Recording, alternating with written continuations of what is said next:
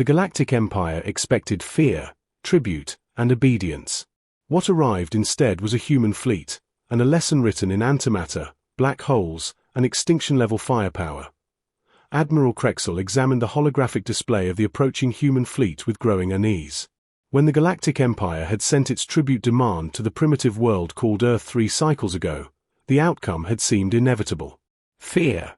Compliance. Regular shipments of resources and slaves. Instead, humanity had sent battleships.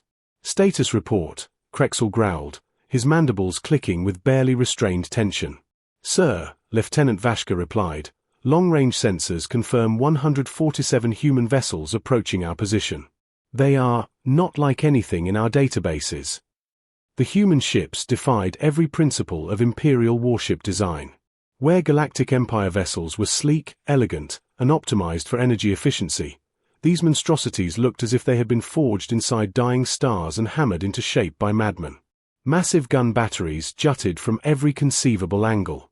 Armor plating was welded in grotesque layers so thick it resembled metallic scar tissue. Sir, the communications officer said, her voice cracking, we're receiving a transmission from the lead human vessel. Put it through. The hologram flickered to life, revealing a grizzled human with cybernetic implants replacing half his face. Behind him, the bridge was a chaotic maze of exposed wiring, weapon readouts, and crew members who looked like they had been recruited from the galaxy's worst nightmares. This is Admiral Sarah Chun of the Terran Defense Fleet, the human said calmly. You sent us a very interesting letter about tribute. Krexel straightened, forcing authority into his posture. Human, he snapped, you will comply with Imperial Decree 847 Alpha. Your species will provide 10,000 slaves and 50,000 tons of processed. And let me stop you right there, Admiral Chun interrupted. Her scarred face split into a predatory grin. We read your demand. We discussed it extensively. Her eyes hardened. The consensus was unanimous. Krexel felt something cold crawl up his spine. And your response? Our tribute, Chun said, is right outside your window. The tactical display exploded with new contacts. The human fleet spread into perfect kill formation. Every weapon locked onto the Imperial station. These weren't ships. They were floating fortresses, designed by a species that had spent millennia perfecting how to kill each other before ever reaching the stars. Impossible, Krexel whispered. Our intelligence reports said humans were young, barely spacefaring. No military tradition. Admiral Chun laughed, a sound like grinding metal. No military tradition? Admiral, we've been at war for our entire recorded history. We fought over religion, resources, territory, ideology, sometimes just because it was Tuesday. She leaned closer to the camera. We perfected warfare before we perfected agriculture. She gestured off-screen. A new ship drifted into view. Smaller than the others, but radiating menace like a dark star. Its hull was covered in symbols that hurt to look at.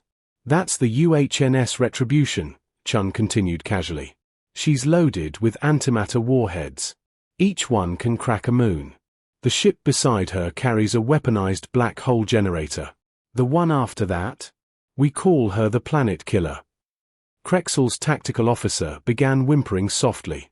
Sir, their weapons aren't just advanced. They're insane.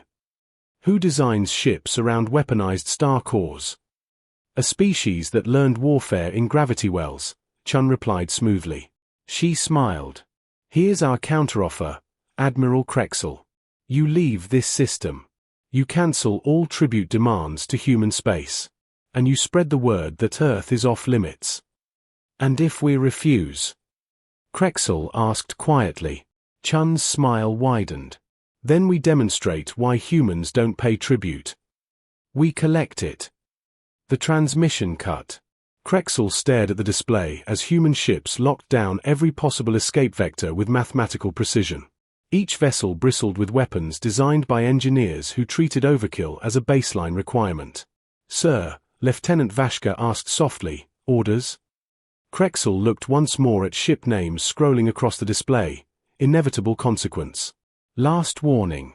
Crude by a species that had spent its entire evolutionary history learning creative ways to turn enemies into vapor. Signal full retreat, he said quietly. Send a priority message to Imperial Command. What classification, sir?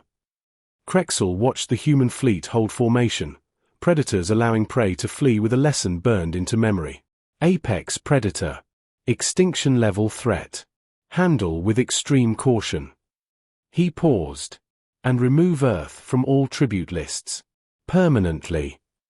Behind them, the human fleet waited, calm, patient, to see if anyone else wanted to test whether their reputation was deserved.